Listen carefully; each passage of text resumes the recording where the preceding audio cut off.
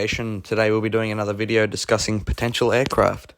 So in today's episode we're going to be talking about the Boeing 757 MAX aircraft, which would be a narrow-body, twin-engine commercial aircraft that was introduced in the early 1980s. While Boeing never developed a 757 MAX version like the 737 MAX, there was speculation over many years for potential upgrades or a new version of the 757 meant to meet demand of modern airlines. However, Boeing has focused its efforts on other aircraft models like the 737 MAX and the 787 Dreamliner, rather than creating a 757 MAX. The Boeing 757 overview. So, although the 757 MAX doesn't exist, understanding the original 757 is key to understanding why people have speculated that a potential MAX upgrade. The introduction of the 757 was first introduced in 1983 and was produced until 2004. With over 1,000 units built, it was designed to fill the gap between the short-haul aircraft, like the 737, and the long-haul aircraft, like the 767. The engines on the 757 featured two engines, usually the Rolls-Royce RB211s or the Pratt & Whitney PW2000 series engines. The range is depending on the model, so the 757 had a range of about 3,915 to 4,100 nautical miles, or 7,250 to 7,570 kilometers, making it suitable for transatlantic flights as well as domestic and regional routes. The potential for the 757 MAX. A potential 757 MAX would most likely include a design feature similar to the 737 MAX series, such as more efficient engines and updated aerodynamics, but scaled up in size and performance needs for the 757. Here's what the hypothetical 757 MAX could offer. A seat capacity.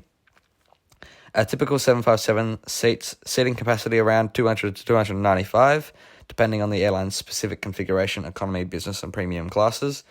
A 757-200 typically holds 200 to 239 passengers in a two-class configuration. A 757-300, a stretch version that holds around 243 to 295 passengers.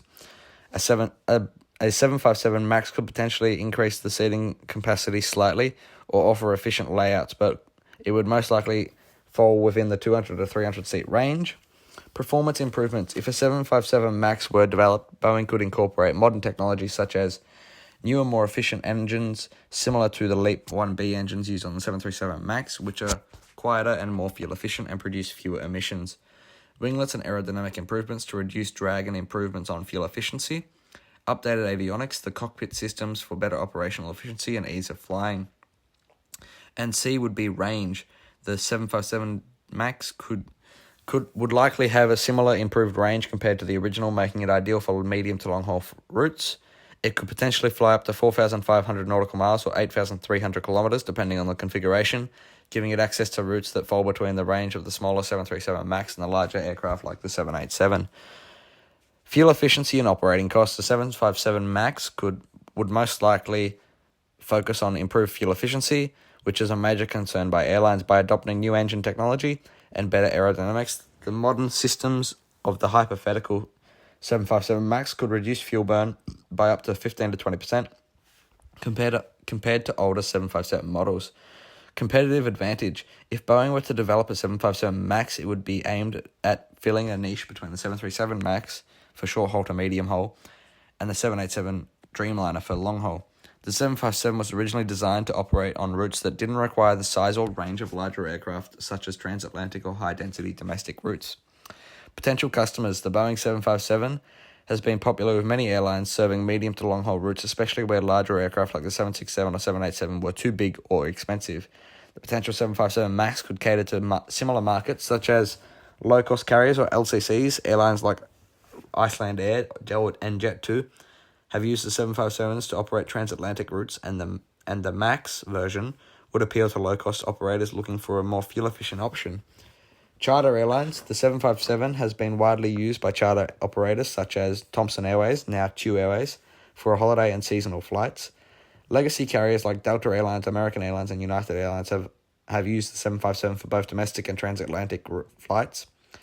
They would be interested in the 757 MAX version for its fuel efficiency, lower operating costs, and range flexibility. Cargo carriers.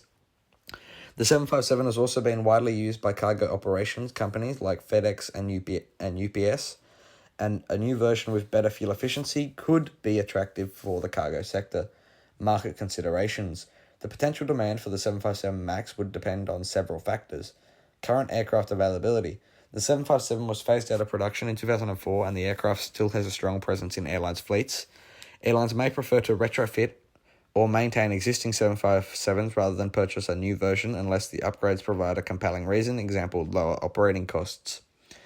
Competition. Boeing has moved on with its focus on the 737 MAX and the 787 Dreamliner, while Airbus has the A321XLR and A330neo as competitors in this mid-range to medium capacity market.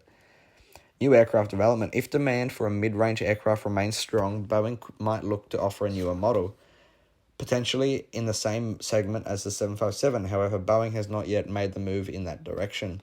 In conclusion, while there is no official 757 MAX, the 757 itself remains a highly respected aircraft in the airline industry.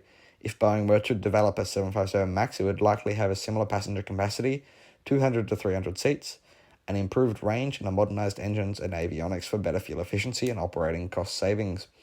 Airlines would be interested in such a model for its ability to operate medium to long-haul routes more economically, offering a middle ground between the 737 and the larger aircrafts like the 787.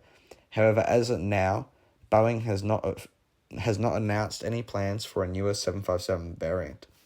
Thank you all again for tuning in for today's episode, and I hope to see you all next week. Or tomorrow, I should say, not next week. Thank you all for tuning in. Like and subscribe if you'd like more, and thank you all again. Thank you.